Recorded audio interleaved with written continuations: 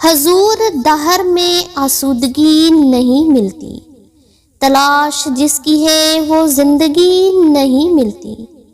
ہزاروں لالا و گل ہے ریاض ہستی میں، وفا کی جس میں ہو بو وہ کلی نہیں ملتی۔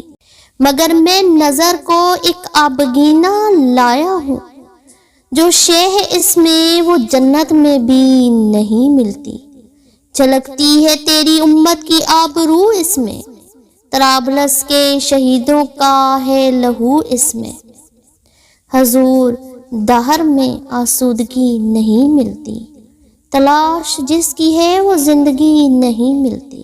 صاحب ذی حشم اور معزز سامعین کرام، جیسا کہ آپ جانتے ہیں کہ یہ دور مسلمانوں کے لیے بہت آزمائش کا دور ہے۔ بے انتہا گناہوں کی وجہ سے اللہ تعالیٰ زمین والوں سے سخت ناراض ہو چکا ہے۔ قیامت سے پہلے قیامت برپا ہو چکی ہے، شہر ویران ہو چکے ہیں، ایک انسان دوسرے انسان سے بھاگ رہا ہے۔ پہلے کرونا، پھر مہنگائی کا جن، سیلاب کی تباہ کاریاں، ڈینگی جیسی وبا اور سب سے بڑھ کر ٹرانسجینڈر ایکٹ کی منظوری نے تو ہماری تباہی پر مہر لگا دی۔ ساتھیوں، صرف اور صرف ہم پہ ہمارے نبی پاک صلی اللہ علیہ وآلہ وسلم کا خصوصی احسان ہے کہ ہم ایک بڑے عذاب سے بچے ہوئے ہیں۔ ہم مسلمان ماں سوائے خرافات اور عیش و عشرت کے اور کچھ بھی نہیں کر رہے۔ مسلمان تو اب صرف نام کے رہ گئے ہیں۔ ہر شخص نفسانی خواہشات میں ڈوب چکا ہے۔ ہماری نسل نو کے اخلاق انتہائی گر چکے ہیں۔ نہ تو ہمسایوں کے حقوق کا خیال ہے اور نہ ہی ماں باپ کے حقوق کا۔ اخلاقی برائیوں کے ساتھ دیگر برائیاں بھی عروج پر ہیں۔ دل کے امراض، شوگر، بلڈ پریشر، یرقان اور کینسر جیسی بیماریوں کی وجہ سے روزانہ دنیا میں لاکھوں لوگ مر جاتے ہیں۔ یقیناً یہ اللہ تعالیٰ کی طرف سے نظر نہ آنے والا عذاب ہے۔ پہلی امتوں پر ظاہری عذاب آیا کرتے تھے، جن میں پتھروں کی بارش، شکلیں مسخ ہو جانا، آندھی کا چلنا، فرشتوں کی چیخ، دریاؤں میں غرق ہو جانا، یہ سب عذاب الہی سابقہ امتوں کے لیے تھے۔ لیکن ہم چونکہ حضرت محمد صلی اللہ علیہ وآلہ وسلم کی امت ہے اور حضور اقدس صلی اللہ علیہ وآلہ وسلم معراج کی شب سے لے کر اپنی زندگی کی آخری سانسوں تک اپنی امت کے لیے فکر مند رہے، یہاں تک کہ جب حضرت جبرائیل علیہ السلام آپ کے پاس اللہ تعالیٰ کا یہ پیغام لے کر آئے کہ یا رسول اللہ صلی اللہ علیہ وآلہ وسلم، اللہ تعالیٰ فرماتے ہیں کہ ہم آپ سے ملاقات کے لیے بے قرار ہیں، اور اگر آپ صلی اللہ علیہ وآلہ وسلم چاہتے ہیں کہ اس دنیا میں رہیں تو اللہ تعالیٰ آپ کی زندگی مزید طویل کر دیتے ہیں۔ حضرت جبرائیل علیہ السلام کا پیغام سن کر آپ صلی اللہ علیہ وآلہ وسلم نے فرمایا کہ اس کے بعد، تو حضرت جبرائیل علیہ السلام نے عرض کیا کہ یا رسول اللہ صلی اللہ علیہ وآلہ وسلم، اس کے بعد پھر بھی موت ہے؟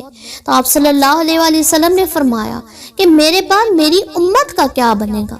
اور آپ صلی اللہ علیہ وآلہ وسلم غمگین ہو گئے۔ تو حضرت جبرائیل علیہ السلام اللہ تعالیٰ کی بارگاہ میں حاضر ہوئے اور حضور اقدس صلی اللہ علیہ وآلہ وسلم کی امت کے بارے میں کیفیت سے آگاہ کیا۔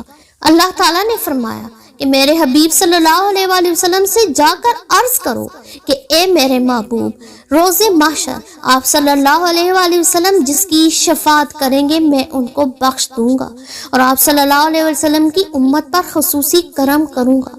حضرت جبرائیل علیہ السلام نے حضور اقدس صلی اللہ علیہ وآلہ وسلم کی اس خوشخبری سے آگاہ کیا تو آپ صلی اللہ علیہ وآلہ وسلم نے اللہ تعالیٰ کا شکر ادا کیا، اور پھر حضرت اسرائیل علیہ السلام حاضر ہوئے اور روح قبض کرنے کے لیے حضور صلی اللہ علیہ وآلہ وسلم سے اجازت طلب کی کہ یا رسول اللہ، میں آپ کی روح قبض کرنے کے لیے آیا ہوں، جس پر حضور اقدس صلی اللہ علیہ وآلہ وسلم نے اسرائیل علیہ السلام کو اجازت دی۔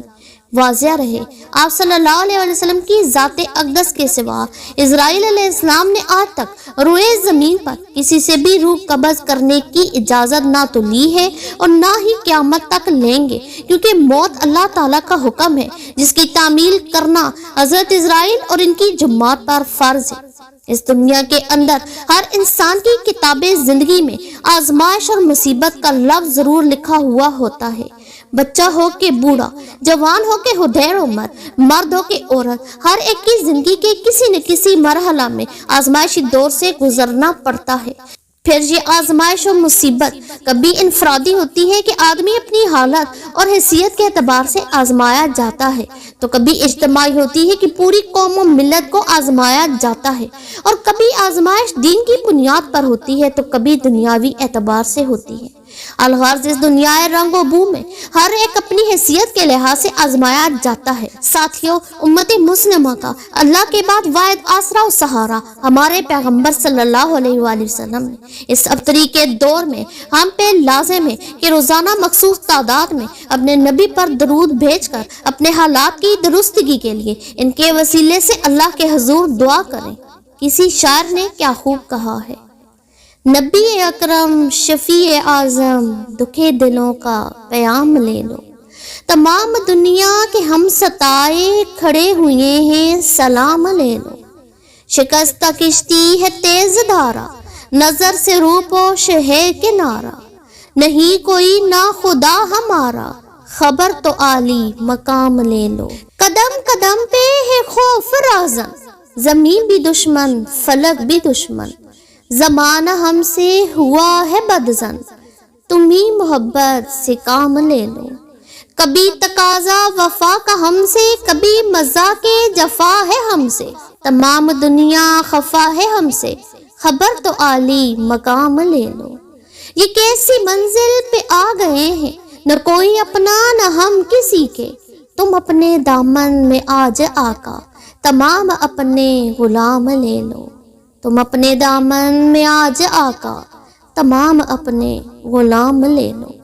ساتھیوں، بحیثیت مسلمان ہم بلند مقام پر فائز ہیں اور الہی تعلیمات کی وجہ سے امتیازی شان رکھنے والی قوم ہے، اس لیے اس کا امتحان اور آزمائش بھی بڑی سخت ہے۔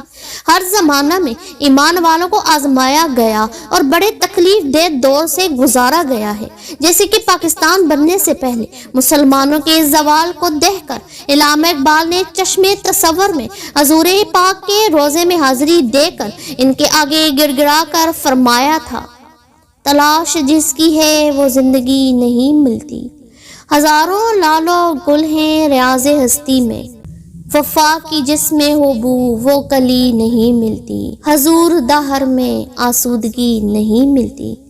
اللہ تعالیٰ اپنے حبیب کے صدقے ہماری آزمائشیں ختم کرے، آمین۔ وآخر دعوانا ان الحمد للہ رب العالمین۔